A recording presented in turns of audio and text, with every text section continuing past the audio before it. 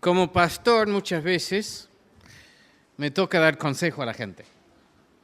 Gente de la iglesia, por supuesto, y a veces vienen personas que no son de la iglesia, pero vienen buscando consejo sobre, a veces, una variedad de cosas.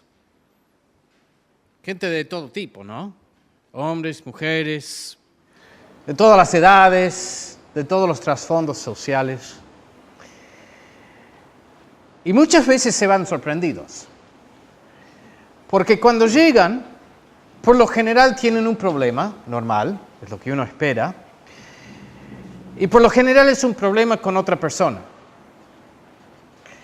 Están convencidos de que en general el problema es la otra persona, o por lo menos se dan cuenta de que el problema está en esa relación entre ellos y la otra persona. Y ellos vienen buscando la forma de arreglar esa relación. Y yo lo que les digo siempre es de que en realidad el problema es más serio de lo que ellos se dan cuenta. Nosotros en la vida tenemos dos clases de relaciones. Existen las relaciones horizontales, yo con mi esposa, por ejemplo, o con mis hijos, entre personas, entre los que somos iguales, con un amigo, con mi padre, con mi madre, con algún familiar. Y nos duele mucho cuando estas relaciones no andan bien. Y entonces es natural que vamos a querer arreglar esa relación, componer la relación que está mal. Pero yo siempre les digo, en realidad el tema es más profundo. Y yo algo de consejo a lo mejor les puedo dar, alguna sugerencia en cuanto a cómo mejorar esa relación, pero el problema de fondo es más serio. Y el problema de fondo es de que, así como cada uno de nosotros tenemos muchas relaciones con otras personas, aquellas relaciones horizontales, también existe otra relación, y es la más importante, la relación vertical, la que debe existir entre nosotros y Dios. Y en realidad cuando tenemos problemas con los demás es porque algo anda mal con esa relación vertical. O sea que los problemas que estoy viendo a mi alrededor son síntomas en realidad de algo mucho más serio y mucho más profundo.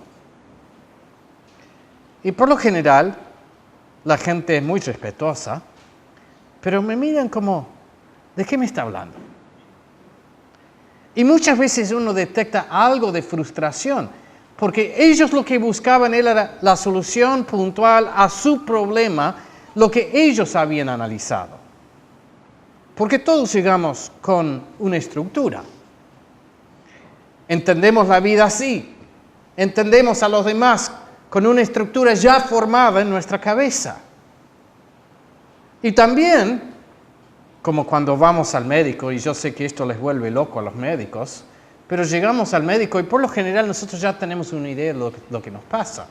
Ya nos hemos autodiagnosticado. Entonces vamos simplemente para que el médico nos confirme el diagnóstico y nos dé algún remedio que de otra forma no podemos conseguir. Y por ahí nos molesta cuando el médico dice, no, vamos a hacer análisis. El problema puede ser más profundo. Y esta gente llega y yo les digo, el problema es más profundo, es mucho más serio. Y muchas veces se van pensando, no sé lo que pensarán, pero se van con cierta frustración. Y yo los entiendo. Cuando yo voy con el coche al mecánico y le digo, quiero que me cambies el aceite, sinceramente no quiero que me diga, y de paso vamos a sacar el motor entero y vamos a desarmar porque... No, te pedí que me arreglaras esto nada más. Pero la verdad es de que nuestro problema es más serio. Y es más profundo. Y la solución que nos hace falta es radical. Nosotros en estos días vamos a estar viendo en el Evangelio de Juan algunos encuentros que Jesús, cuando Él estaba durante su vida, durante su ministerio, encuentros que Jesús tuvo con diversas personas. El Evangelio es hermoso. Vemos en el Evangelio de que hay por lo menos 7 milagros y hay 7 discursos de importancia, que todos sirven para cumplir con el propósito del libro. Y el propósito del libro lo encontramos terminando el libro de Juan. Si vamos a donde va terminando el Evangelio de Juan, en el capítulo 20, versículo 31, Juan mismo, el discípulo de Jesús, el que escribió este Evangelio, Juan mismo nos dice cuál ha sido su propósito al escribir este libro. Dice en el versículo 30, hizo además Jesús muchas otras señales en presencia de sus discípulos, las cuales no están escritas en este libro.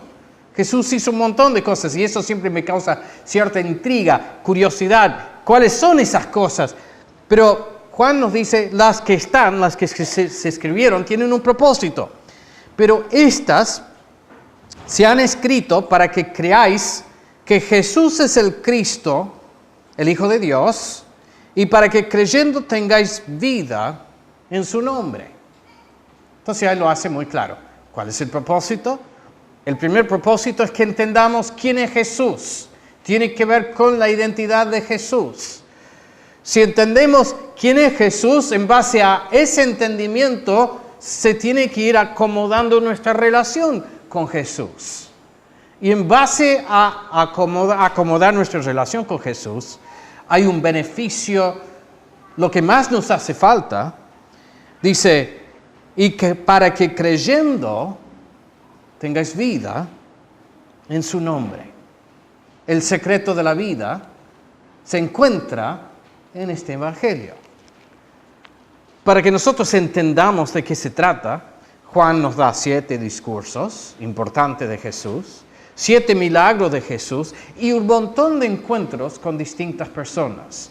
Y podríamos estudiar cada una de estas cosas nos llevaría mucho tiempo, pero para un poco entender esto de Jesús, su relación con nosotros y esto del cambio de vida que Él ofrece, el regalo de la vida que Él ofrece, vamos a encararlo de esta forma, vamos a estar viendo los distintos encuentros que Jesús tiene con diversas personas. Y en esta noche vamos a ver la historia del encuentro de Jesús con un hombre llamado Nicodemo. Y lo que vamos a encontrar es de que Jesús se encuentra con muchas distintas personas. Personas de alto rango social, personas de muy bajo rango social, personas muy bien instruidas, otras personas más ignorantes, personas que tienen mucha necesidad, personas que se creen ya saber todo. Y yo creo que, de cierta forma, en algunos de estos relatos, cada uno de nosotros nos podemos encontrar. En verdad, por ahí, en ciertos momentos de nuestra vida, estas personas que vamos a ir encontrando nos representan en distintos momentos de nuestra vida. Hay algo de nosotros en cada uno de estos individuos. Y lo que me llama la atención es de que en cada encuentro salen temas de la identidad de la persona, la identidad de Jesús, la identidad de Dios y temas de la relación entre nosotros y Dios. Y en cada caso, Jesús rompe los esquemas de la gente. Vienen con ciertas presuposiciones, vienen con la idea de que, ya entendemos bastante nosotros. Y Jesús enseguida les hace ver de que no han entendido tanto y que hace falta una reestructuración de sus ideas. Deben reacomodar sus pensamientos y que hace falta un cambio profundo que llega a lo más profundo de su alma. Y vamos a ver que en casi todos los casos la persona se siente bastante incómoda porque nunca es grato encontrar de que no hemos entendido bien las cosas hasta ahora, pero que el final del encuentro produce siempre una vida nueva si están dispuestos a acatar lo que Jesús dice. Entonces comenzamos con Nicodemo, Juan capítulo 3. Y en el primer versículo, Juan describe cómo es este hombre. Dice, había, versículo 1, un hombre de los fariseos que se llamaba Nicodemo, y muy importante esto, dice, un principal entre los judíos. Este vino a Jesús de noche y le dijo, Rabí, sabemos que has venido de Dios como maestro, porque nadie puede hacer estas señales que tú haces si no está Dios con él. Entonces empezamos con esta pregunta, ¿quién era Nicodemo? Sabemos que era un hombre de importancia, era un fariseo. Ahora, nosotros en nuestros días, para nosotros un fariseo es una persona que no nos gusta. Fariseo significa una persona hipócrita. Y es cierto de que muchos de los fariseos en la época de Jesús eran personas que yo creo que no nos gustaría mucho conocer. Eran personas que se creían muy santos, se creían muchos de ellos superiores a todos los demás. Pero no eran todos así. Y en realidad esta línea de los fariseos había empezado bien. Eran personas que tenían una preocupación por la palabra de Dios. Pero con el pasar de los años se habían vuelto cada vez más estrictos, más legalistas. Ellos se habían ido agregando a la palabra de Dios ideas propias, inventando reglas que Dios nunca había dicho, pero que ellos sí habían agregado a la enseñanza de la palabra de Dios. Y usaban todo esto para crear una diferencia entre ellos y todos los demás. Eran bastante respetados dentro de todo en el pueblo de los judíos. Y ser un fariseo significaba por ahí tener una posición acomodada en la sociedad, significaba tener autoridad. Sabemos que este señor, Nicodemo, era uno de los que participaban del Sanedrín, de lo que vendría a ser la legislatura de aquella época. A pesar de todas estas cosas negativas, vemos de que es un hombre, creo que un hombre de bastante sinceridad. Y viene con preguntas que, aunque vamos a ver que Jesús le cambia mucho el planteo, no son preguntas irrespetuosas, creo que son buenas preguntas dentro de todo. Lo que va a ser sorprendente es la forma que Jesús contesta. ¿Nicodemo era simplemente un curioso?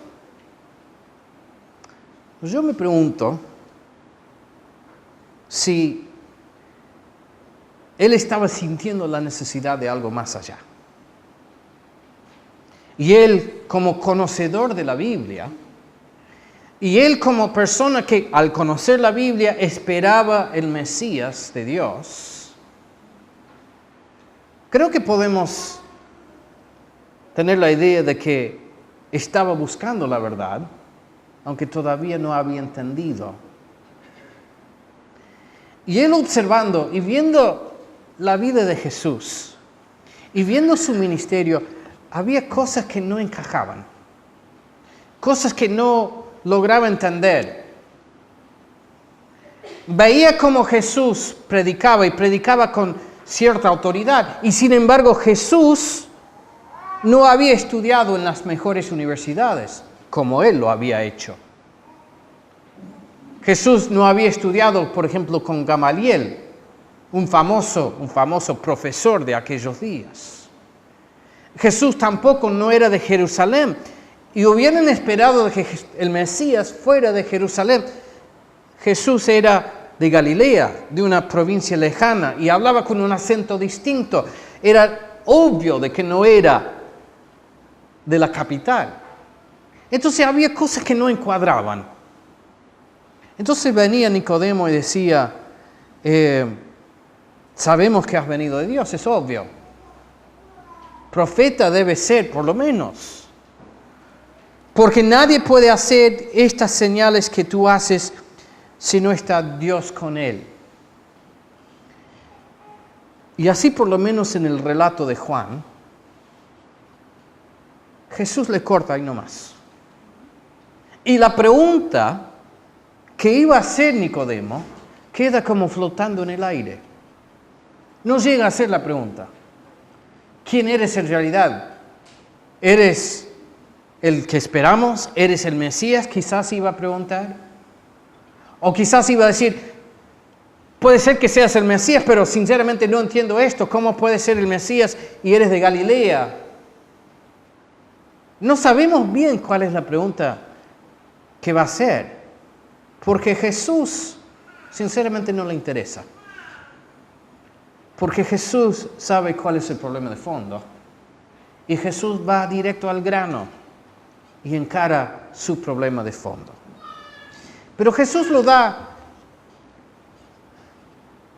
la enseñanza que le va a dar, al principio le va a costar entenderlo. Y sinceramente son cosas que a nosotros también nos cuestan entender. Entonces vemos en lo que sigue, Jesús le hace un planteo radical. Jesús, versículo 3, respondió Jesús y le dijo, de cierto te digo, que el que no naciere de nuevo no puede ver el reino de Dios. ¿Qué será eso? Nicodemo le dijo, ¿cómo puede un hombre nacer siendo viejo? ¿Puede acaso entrar por segunda vez en el vientre de su madre y nacer? Respondió Jesús, de cierto te digo, que el que no naciere de agua y del Espíritu no puede entrar en el reino de Dios. ¿Y eso qué es? Nacer de agua, nacer de Espíritu. ¿Qué puede significar? Y Jesús se lo está diciendo con tanta confianza. Cuando dice de cierto, está diciendo amén, amén. O sea, esto es verdad. Esto es de mucha importancia. Lo que te voy a decir es palabra de Dios, escucharlo. Esto es de importancia. Y lo que le dice le cuesta entenderlo.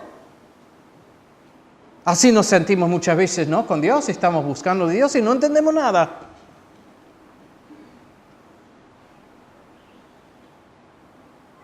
De cierto te digo, es importante, presta atención, para la oreja, que el que no naciere de agua y del Espíritu no puede entrar en el reino de Dios. Versículo 6. Lo que es nacido de la carne, carne es, y lo que es nacido del Espíritu, Espíritu es. Y a mí se me hace de que el pobre Nicodemo ya se mareó. ¿De qué está hablando? Más abajo vemos que Jesús le dice, tú que eres maestro de Israel, ¿no entiendes esto? No le ayuda mucho.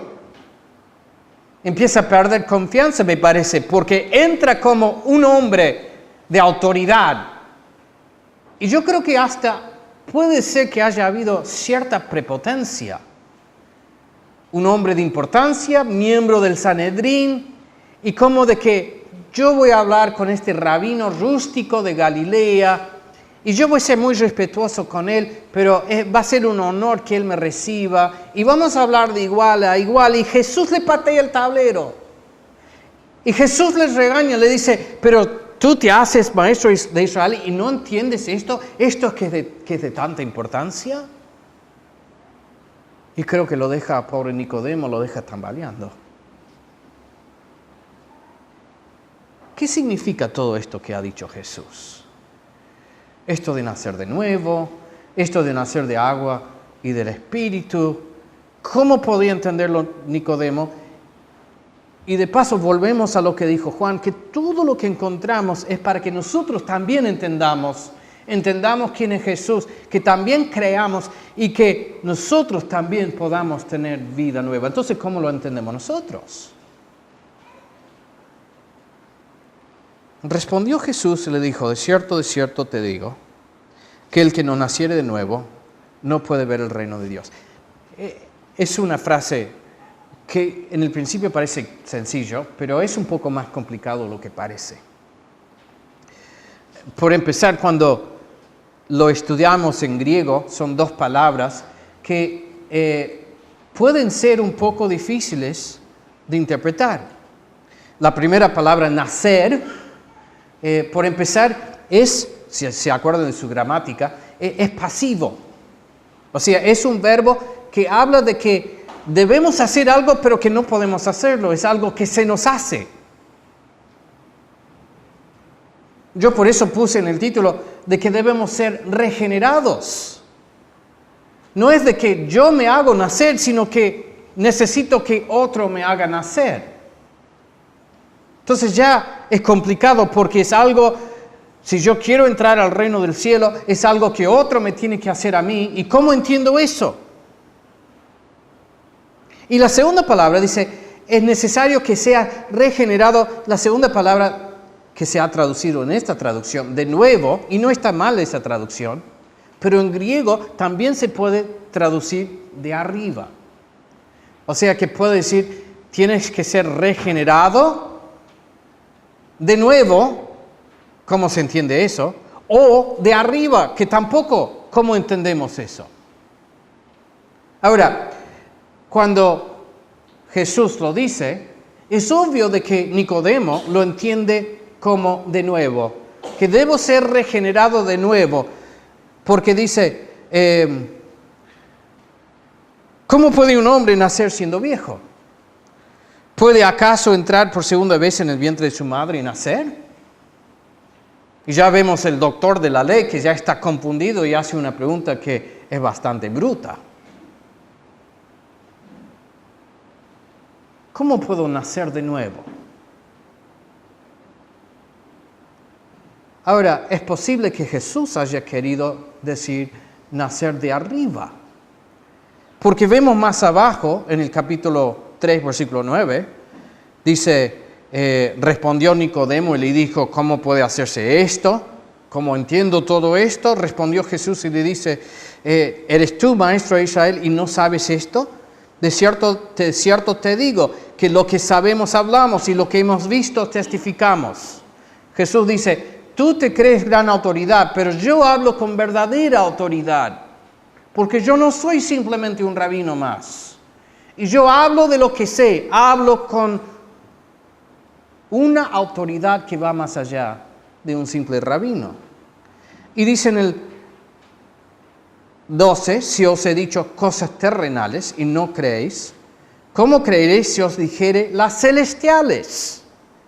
O sea que Jesús está marcando una diferencia entre esta existencia normal que conocemos, la existencia física, vivir sobre este planeta, comer, caminar, pero dice que hay una realidad más allá y yo soy de allá y mi autoridad se deriva de eso. Y estoy hablando de algo que tiene que ver no solamente con este mundo, sino con esa realidad superior, la realidad celestial. Si os he dicho cosas terrenales, ¿no creéis? ¿Cómo vas a creer si os dijere las celestiales? Y dice en el 13, nadie subió al cielo sino el que descendió del cielo, el Hijo del Hombre que está en el cielo. ¿De quién está hablando? Está hablando de sí mismo. Está hablando de su origen, de que yo no soy un ser humano más, de que yo soy Dios encarnado, lo que dice en el primer capítulo de Juan. El que ha venido de Dios, el Hijo de Dios, hecho carne. Entonces está hablando de que Él viene de arriba. Entonces podemos entender también de que a lo mejor Jesús está diciendo, este nacimiento, este nuevo nacimiento, es un nacimiento que viene de arriba. Entonces es una regeneración, algo que no está en nuestro poder hacer y viene de arriba. ¿Y cómo entendemos eso? ¿Cómo entendemos nacer de nuevo? ¿Cómo entendemos nacer de arriba?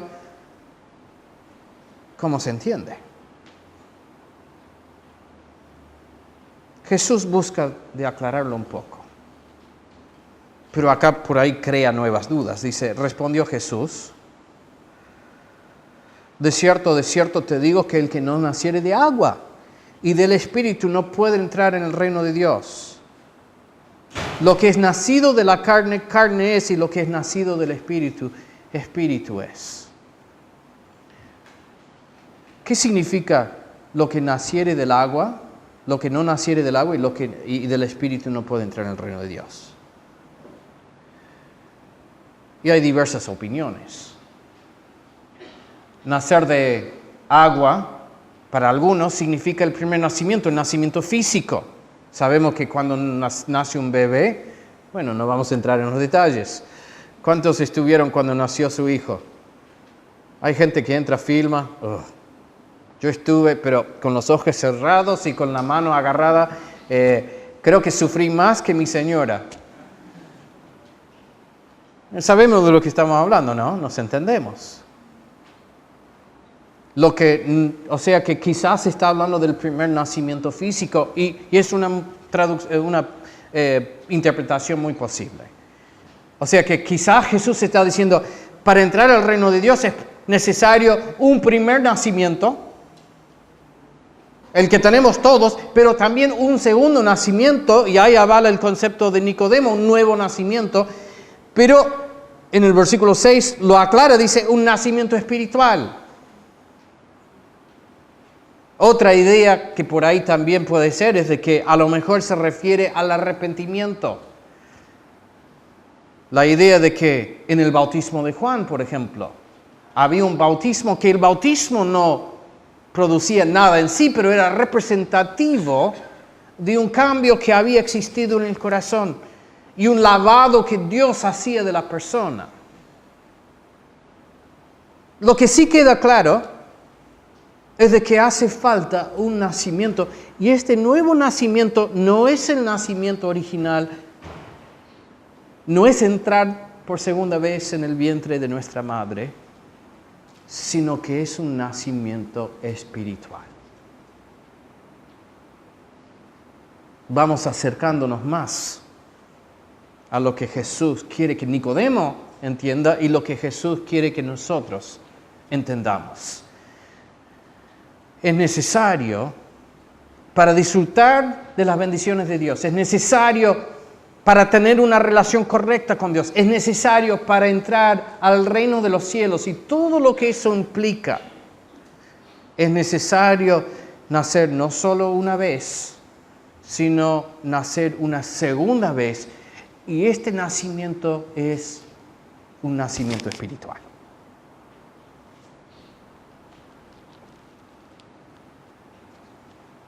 Nicodemo hace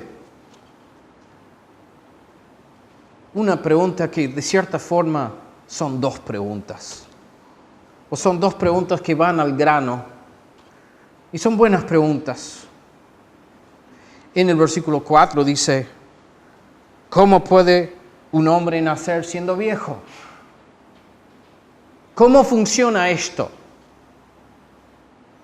¿De qué se trata?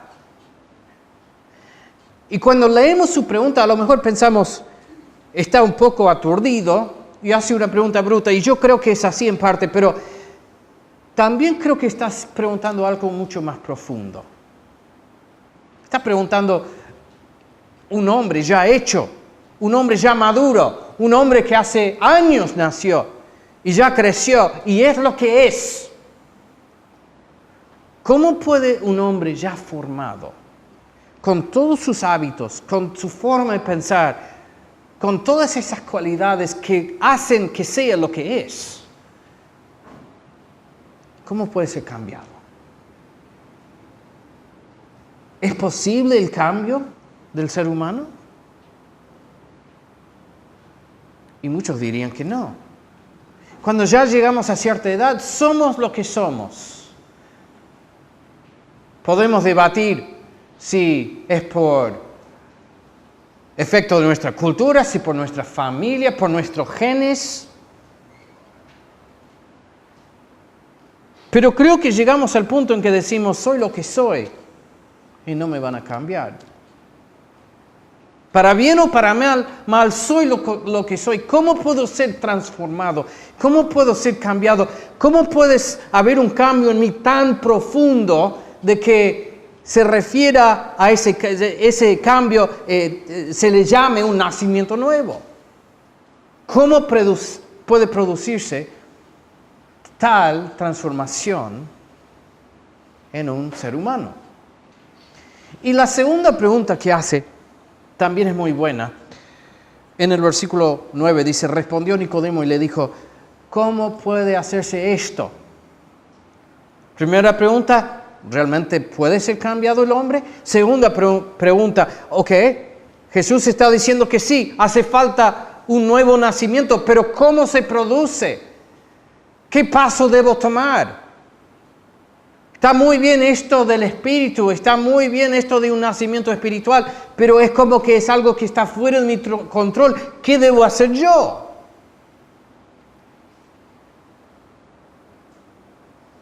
Y Jesús explica. Y las explicaciones son muy importantes. Por empezar, aclara de que en realidad lo primero que sucede es algo que viene de Dios. Dios es el que toma la iniciativa.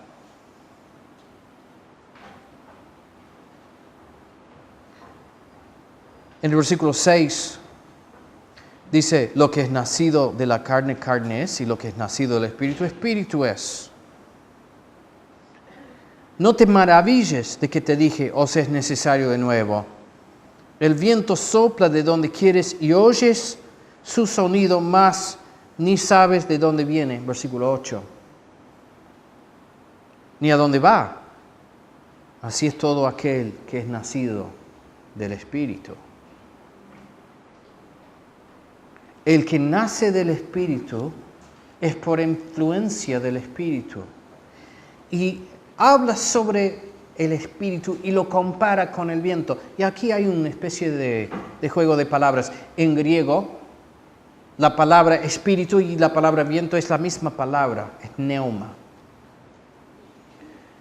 Uno de los libros que estaba leyendo esta semana decía, por lo menos el autor imaginaba que a lo mejor en esta noche que estaban Nicodemo y Jesús sentados juntos en la ciudad de Jerusalén, que a lo mejor soplaba el viento esa noche y podían sentir el viento, a lo mejor podían escuchar el viento. Y Jesús dice, lo que te estoy explicando es como el viento. El Espíritu de Dios, el que trae esta regeneración, es como el viento. ¿Y cómo es el viento? El viento va donde quiere. El viento hace lo que quiere. El Espíritu de Dios es activo y es soberano. Si uno viaja por las pampas, o pasa lo mismo en Estados Unidos, hay zonas de los Estados Unidos donde hay muy pocos árboles y mucho pasto, parecido a las pampas, un pasto muy largo, muy alto. Y a mí me encanta, uno va subiendo una colina y el viento, hay mucho viento, y se producen como olas en el pasto, y uno ve el movimiento. Uno no ve el viento, pero uno ve el efecto del viento. Y el viento es algo que puede ser de mucho beneficio. Hay ciertas zonas en Kansas donde son miles de kilómetros cuadrados donde casi que no hay un árbol y pasa el viento casi constantemente. Y entonces han puesto estos molinos modernos con las hélices y con los, ¿cómo se llaman? Los generadores para producir electricidad. Y son enormes. Y el viento pasa y se genera electricidad con el movimiento del viento. El viento puede ser algo que trae mucho beneficio. Si vamos al mar, también vemos su efecto. Es algo que es visible, lo sentimos, vemos las olas. Y ahora no tanto, pero hace años, casi todo el comercio del mundo se movía en base a barcos a vela. El viento daba un beneficio de mucha importancia. De la misma forma, el viento, si quería, dejaba de soplar y te dejaba parado el barco. Así con estos molinos también, a veces hay días en que no sopla el viento y no se produce nada. Porque no hemos logrado controlar el viento, sí podemos sentir su beneficio, sí podemos aprovechar, pero no controlamos el viento. Y lo que es más, a veces el viento, todo lo contrario, se vuelve peligroso. En esos casos, cuando viene una tormenta fuerte, tienen que trabar el molino, tienen que parar las hélices para que no se muevan, porque si van demasiado rápido pueden destruirse. Y así un barco en el alta mar también a veces tienen que bajar las velas, porque el viento está fuera de control. Y Jesús está diciendo, el viento es así, trae un beneficio, pero nosotros no lo controlamos. Pero sí nos llega. Si nos llega y lo sentimos y no lo podemos visualizar, pero sentimos su efecto. Y así es el Espíritu de Dios que llega a nosotros con sus beneficios. Nicodemo era un estudioso de la Biblia y él hubiera sabido de que en el libro de Génesis, que cuando habla de la creación del hombre original, de que enseña de que Dios había hecho al hombre con sus manos, por decirlo así. Lo había formado, pero todavía no era alma viviente. Y solo cuando Dios respiró su neuma, su viento, su aliento, le da nueva vida, le da vida original al hombre. El viento llega, el Espíritu llega. Vemos su efecto. El viento trae los beneficios. El Espíritu trae beneficios de Dios. El Espíritu trae vida nueva. Entonces, la primera parte de la explicación es de que esto debemos entender de que es algo que viene de Dios. Es un regalo que Dios hace. Es la gracia de Dios que nos llega. Llega el mensaje de Dios. Llega la gracia de Dios, llega el Espíritu de Dios y somos cambiados por Dios. Pero Nicodemo todavía está haciéndose la pregunta, pero yo ¿qué tengo que hacer? ¿Cuál es el paso que yo debo dar? ¿Qué tengo que hacer yo? Y debemos entender de que este es un hombre responsable, un hombre que ha hecho todo bien, un hombre que estudió, que después hizo su carrera, es un modelo de hombre. Ha cuidado bien a su familia, ha hecho todo lo que la sociedad le ha pedido. Y está con esa idea de que algo tiene que poner. Tiene que ofrecer un sacrificio en el templo. Tiene que dejar alguna ofrenda. Tiene que estudiar algo. No pasó gran parte de su vida estudiando con los profesores más importantes de Jerusalén. ¿No será que tengo que estudiar algo? ¿Qué es lo que tengo que hacer? Y esto de que viene de Dios le complica. No entiendo qué tengo que hacer. Entonces Jesús se lo explica de otra forma.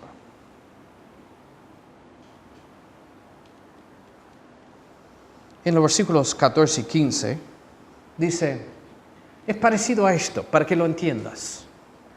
Dice, y como Moisés levantó la serpiente en el desierto, así es necesario que el Hijo del Hombre sea levantado, para que todo aquel que en Él cree no se pierda, mas tenga vida eterna. Nosotros esto lo leemos hoy en día y decimos, ¿y esto de nuevo? Pero esto para Nicodemo era más fácil, porque era una alusión, una referencia a una historia que él hubiera conocido muy bien. Si después quieren buscarlo en su Biblia en casa, está en el libro de Números. Y en el libro de Números creo que el capítulo 21, Números capítulo 21, relata la historia de cómo los hijos de Israel, ¿se acuerdan?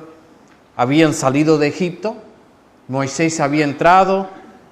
¿Se acuerdan toda la historia de que se han visto la película de Charles Heston? De cómo las 10 plagas y no querían dejarlos ir y por fin los liberan. Y después el milagro del Mar Rojo, el mar se abre, pasan caminando en tierra seca. Después Dios destruye al ejército de los egipcios y ahora están solos en el desierto. Y después de tantos milagros de parte de Dios, después de tantas cosas que Dios ha hecho a su favor, no están conformes. Los hijos de Israel se ponen a quejarse, se quejan de Dios y se quejan de Moisés, el líder que Dios había puesto sobre ellos. Entonces Dios manda un castigo. El castigo es muy sencillo. Empiezan a entrar, hay una plaga de serpientes venenosas. Por donde caminaban había una serpiente venenosa y empezaba a morder la gente. Y empezaban a morirse por el veneno de las serpientes. Y el pueblo se da cuenta de que esto no era simplemente algo natural, sino que venía de Dios. Habían pecado contra Dios. Y la consecuencia era la muerte. Entonces, frente a esta plaga, y preocupados, asustados, van y hablan con Moisés y dicen: nosotros hemos pecado, es nuestra culpa. Nosotros nos hemos quejado contra ti y, más importante, contra Dios. Entonces le pidieron a Moisés que hablara con Jehová. Entonces Moisés dice: está bien, y va y habla con Dios y dice: tu pueblo se muere. Los has sacado de Egipto. Y sí son rebeldes, pero le pide que tenga misericordia de ellos. Entonces Dios propone una solución extraña y sencilla a la vez. Dice: vas a hacer así. Vas a poner un palo en medio del campamento y vas a fabricar una serpiente de bronce. Y esa serpiente la vas a clavar en el palo. Y vas a tener un mensaje para el pueblo. Le vas a decir al pueblo: todo aquel que mire, que simplemente mire, que mire la serpiente colgado en el palo en medio del campamento, todo aquel que mire va a vivir. Y así hicieron, y así sucedió.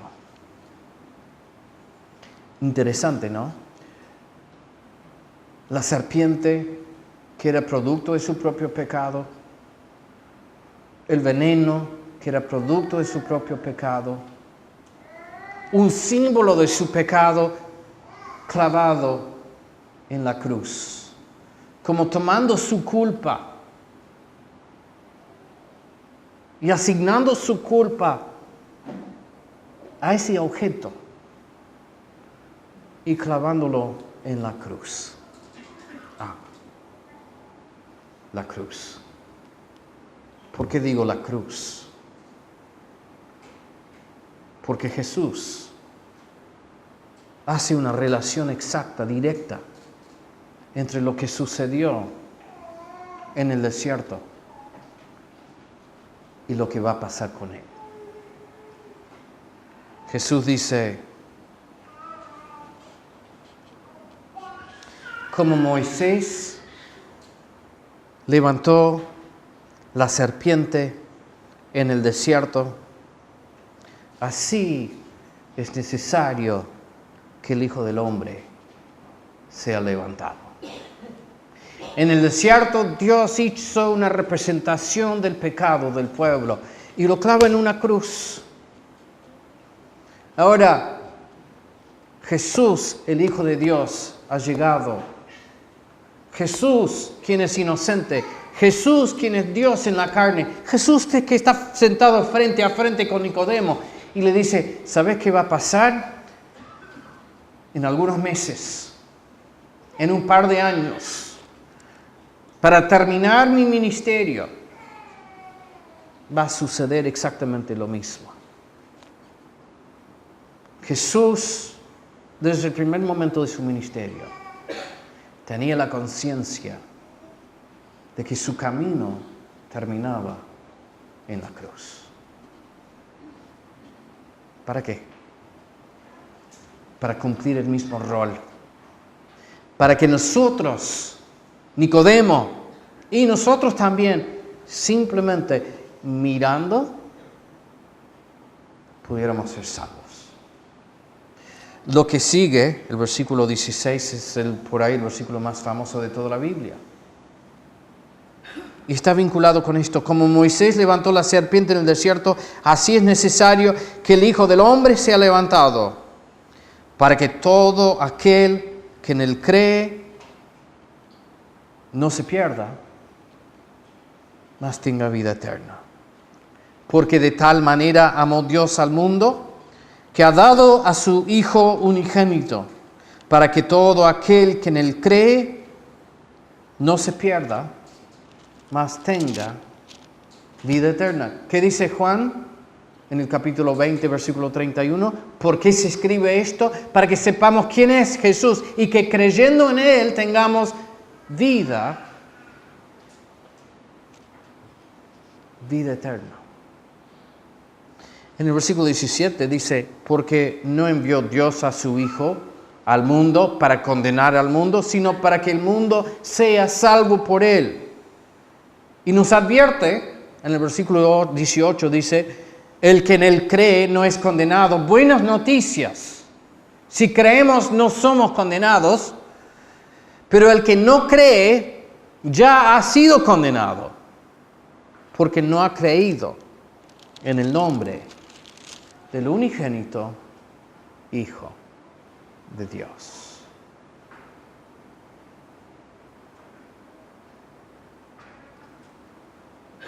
¿Qué tengo que hacer? Tengo que creer. Y por ahí nos cuesta entenderlo. Estamos convencidos de que algo tenemos que hacer. Simplemente creer.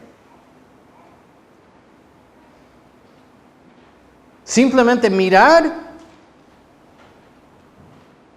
Puede ser que en el libro de Números, puede ser que haya habido gente que decían, pero tan sencillo no puede ser. Tan sencillo no puede ser. Y no miraron. No sabemos. Pero si no miraron, no se curaban. Pero todos los que miraban eran curados por Dios. Dios es un Dios justo. Y el pecado tiene que ser castigado. Pero siendo también un Dios de amor, encontró la forma de que el pecado nuestro sea castigado y que nosotros seamos salvos a la vez. Y la justicia extraña de Dios es esta, de que mandó a su propio Hijo a morir en nuestro lugar. Lo que había que hacer mucho. Lo que había que hacer, Jesús lo hizo todo. Como Moisés levantó la serpiente en el desierto, así era necesario que Jesús fuera levantado, para que todo aquel que en Él cree, todo aquel que a Él mirara, simplemente mirar, simplemente creer, todo aquel que en Él cree, no se pierda y que tenga vida eterna. ¿Cómo habrá salido Nicodemo esa noche? Ha habido un cambio. Empezamos en el versículo 1. Había un hombre de los fariseos que se llamaba Nicodemo. Dice, un principal entre los judíos. Y en 16 versículos nada más. ¿Cuántos minutos de conversación no sabemos? Jesús le revolvió el mundo, le sacudió todos los conceptos, le tiró todo abajo. Empezó a armarlo de otra forma. No depende de vos, no depende de todo lo que has hecho bien, depende de mí. Y simplemente tienes que creer.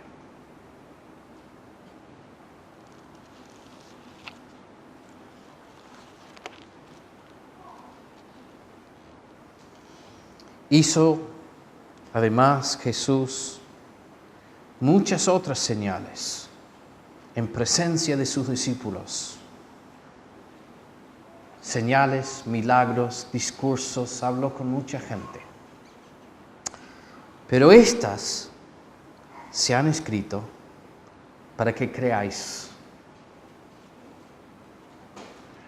Para que creáis que Jesús es el Cristo, el Hijo de Dios. Y para que creyendo tengáis vida en su nombre.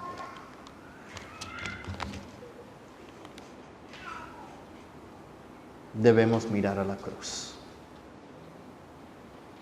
Cristo murió por los pecados. Y su sacrificio es suficiente para todo aquel que cree. Y yo te pido en esta noche, por favor, mira la cruz.